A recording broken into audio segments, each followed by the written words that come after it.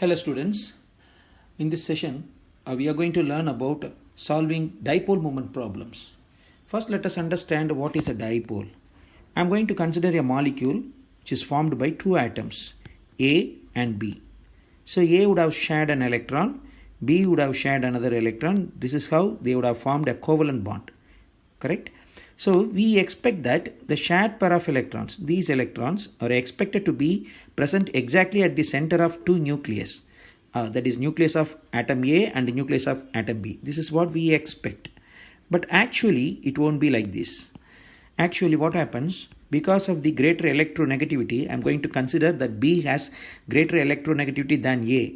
Due to greater electronegativity, the shared pair of electrons would have been dragged towards one of the atom. Here I am going to consider B is more electronegative than A, which means the pair of electrons would have been dragged closer to B. Okay, so that should have generated a partial negative charge on B and a partial positive charge on A. Now students, this partial charge that is generated on A and B will be notated as Q. So Q is nothing but partial charge generated. Okay, partial charge generated, and D is nothing but bond length. That is actual distance between the nucleus of A and the nucleus of B. Okay, so now the product of these two, Q into D, will be called as mu, which is nothing but dipole moment. So dipole moment arises due to the electronegativity difference of atoms that are bonded in a covalent bond. So if there is no electronegativity difference, for example, I am going to consider two atoms A versus A. So two A atoms have been bonded together in a covalent bond. Now the force with which this A going to drag in this direction will be equal and opposite to the force with which this A molecule, this A atom drags in this direction, the opposite direction, which means the net electron movement will be 0, which means Q will be 0. That's why the product of Q into D, that is mu, will also be 0. Okay, so if there is no electronegativity difference, that is, if electronegativity difference delta En is 0, then I can say mu will also be 0. Now let us consider certain molecules. For example, carbon dioxide.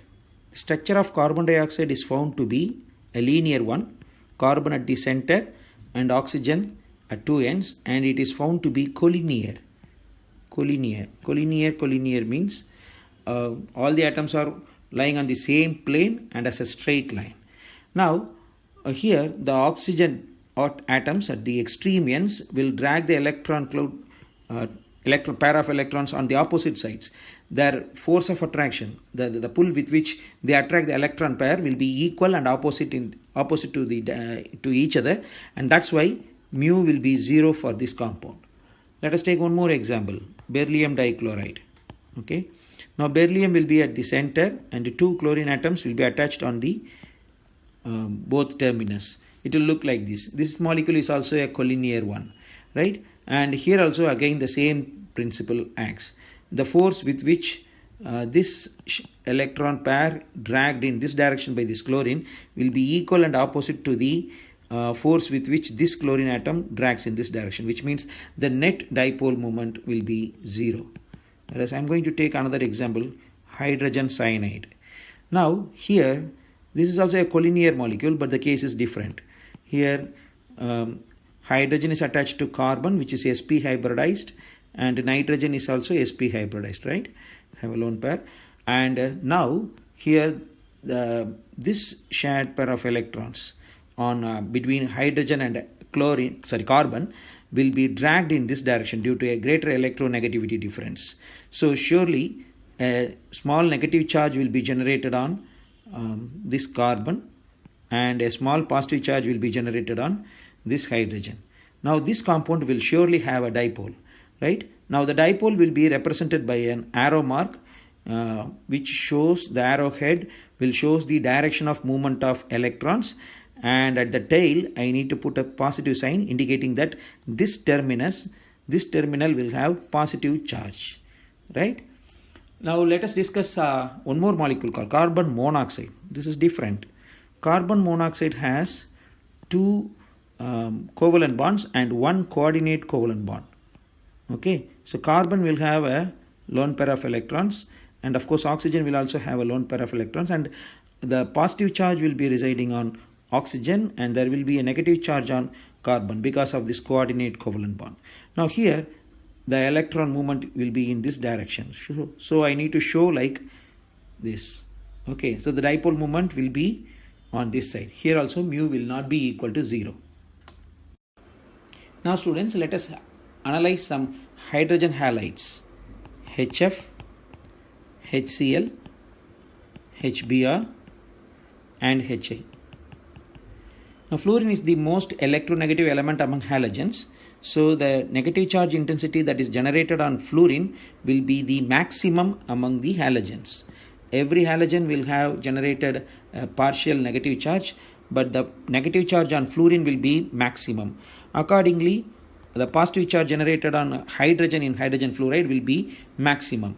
Since mu is equal to Q into D, here as far as hydrogen fluoride, this Q will be greatest among the hydrogen halides. That's why hydrogen fluoride will have greatest dipole moment than hydrogen chloride, than hydrogen bromide, and hydrogen iodide is the least.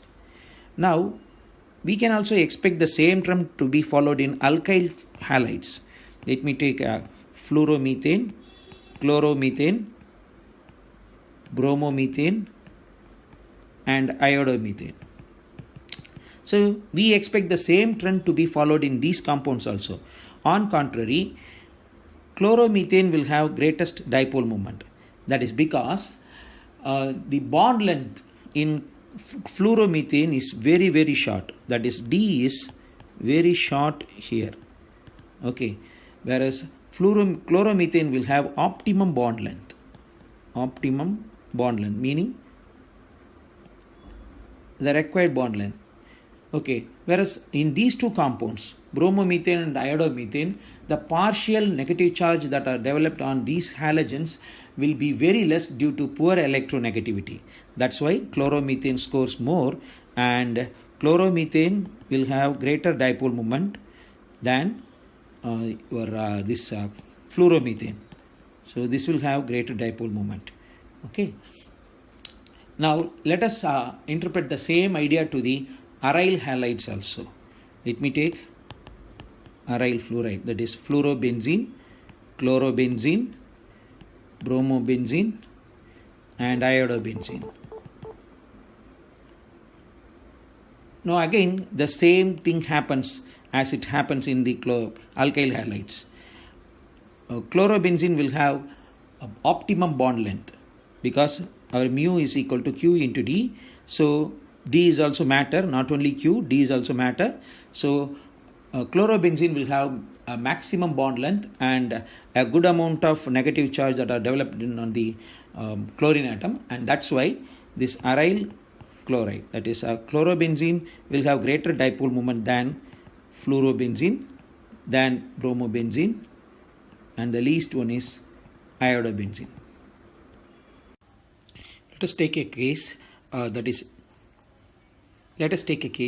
that is clearly explained in NCERT: ammonia and NF3. Okay, in both the cases nitrogen has a lone pair of electrons, but in ammonia the resultant dipole will be in this direction, right? This direction, because of the greater electronegativity difference between nitrogen and hydrogen. Whereas in NF3 the resultant dipole will be in this direction, that is because of a smaller difference in the electronegativity, nitrogen and fluorine. Now it is well known that ammonia has a greater greater dipole moment than NF3, and the less known fact is ammonia is the greatest among the nitrogen halides. Ni3 is hypothetical, and NBr3, NCl3, and the least one is NF3. We all very well know that methane and carbon tetrachloride will have zero dipole moment, right? This is methane and it has zero dipole moment. Likewise, carbon tetrachloride, this will also have dipole moment will be 0. That is because the resultant dipole created by these 3 chlorine atoms that will fall exactly at the center of this pyramid. So this dipole will be equal and opposite to the dipole created by the chlorine atom which is present above. So that's why mu will be 0. But let us discuss about CHCl2, CHCl3. Among these two compounds, which will be having greater dipole moment? So we expect that 3 chlorines are there, so CHCl3 would be having greater dipole moment. On contrary, CHCl2 will have greater dipole moment. That is because the angle between chlorine atoms will be shorter in carbon dichloromethane, whereas in trichloromethane, that is in chloroform, the angle will be greater. We know that mu is inversely proportional to theta, right? Greater the theta value, greater the angle between the bonds, lesser the dipole moment. And that is why dichloromethane will have greater dipole moment than trichloromethane, that is chloroform. Now let us take two cases, BF3 and BF2Cl. In BF3, the angle between boron-fluorine bond is 120 degree.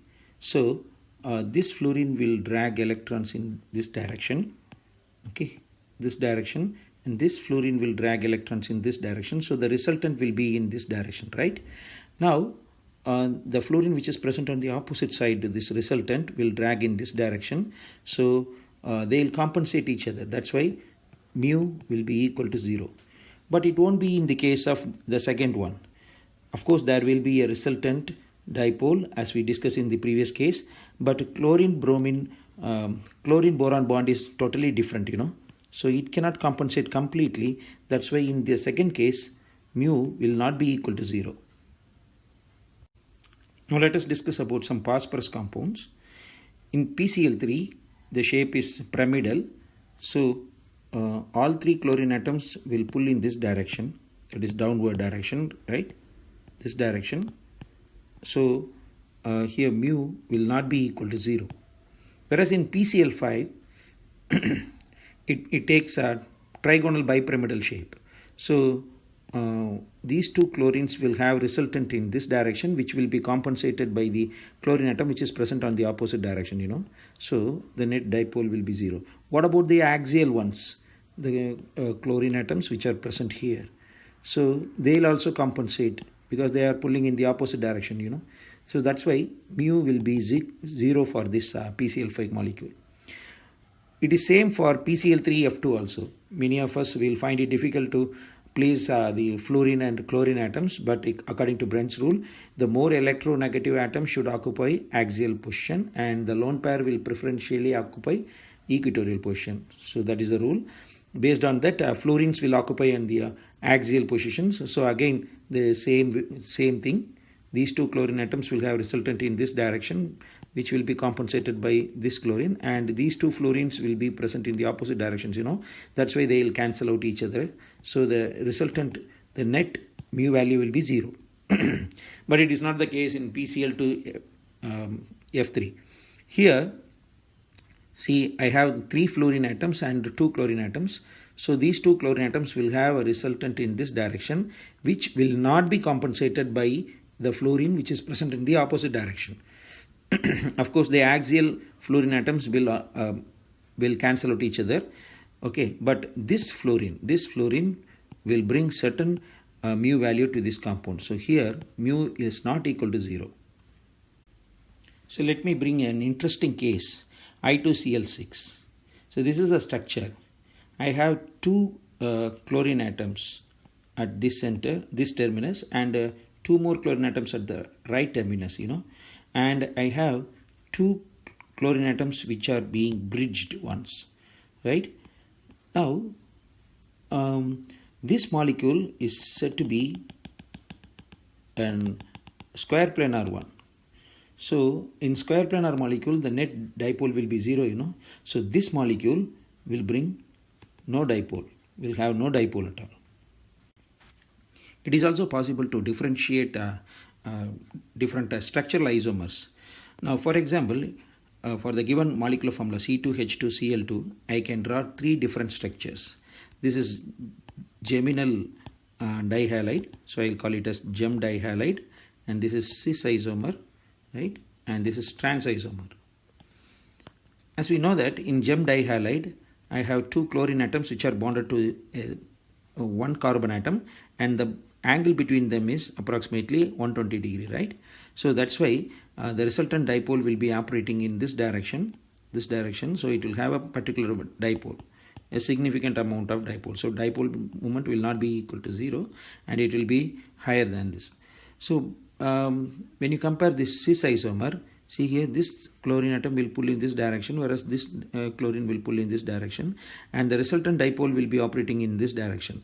However, the angle is greater, we know that mu is inversely proportional to angle, which means greater the angle, lesser the dipole moment. So for cis isomer, the dipole moment will be having lesser value, whereas in trans, the pull will be compensated because the chlorine atoms are present on the opposite directions, So that's why for trans isomer, the mu value will be 0. So using the value of, or comparing the values of dipole moment, I can able to differentiate gem dihalide from cis and trans. Now in aromatic compounds, we know that methyl groups will be electron pumping groups. So this methyl group will pump in this direction, so the dipole moment will be like in this direction towards the ring, and this methyl group will also pump in this direction towards the ring. So they will cancel out each other because they are present at the para position to each other. That's why for this compound mu will be equal to 0. Let us go to the next compound. Here NO2 groups are present opposite to each other, that are in para positions, para to each other. So they will have dipole moment in the opposite directions. Again, mu will be 0 for this compound also. Whereas see here, methyl group will pump electron cloud towards the ring, and nitro group will draw electron cloud away from the ring. So here the mu value will not be equal to 0, and it will have much higher value. So using this, I can able to differentiate. Now let us discuss a very important case. Okay, I have pyrrole and furan. See here, this compound is actually not aromatic one, but if it takes a pair of electrons from nitrogen, then this ring will become aromatic, right? So the lone pair of electrons that are residing on the nitrogen will be required to construct electric ring current in the ring. And the same will happen with, there should be double bond. The same should be the case of furan also. But the problem is, oxygen is more electronegative than furan, So that's why nitrogen will be willingly lend its electron for the construction of ring current. So its dipole moment direction will be towards the ring. Whereas oxygen, being more electronegative than nitrogen, will draw always electron cloud outside of the ring. So the direction of dipole moment will be opposite here. So it's very interesting. Thank you guys. Thanks for watching. Happy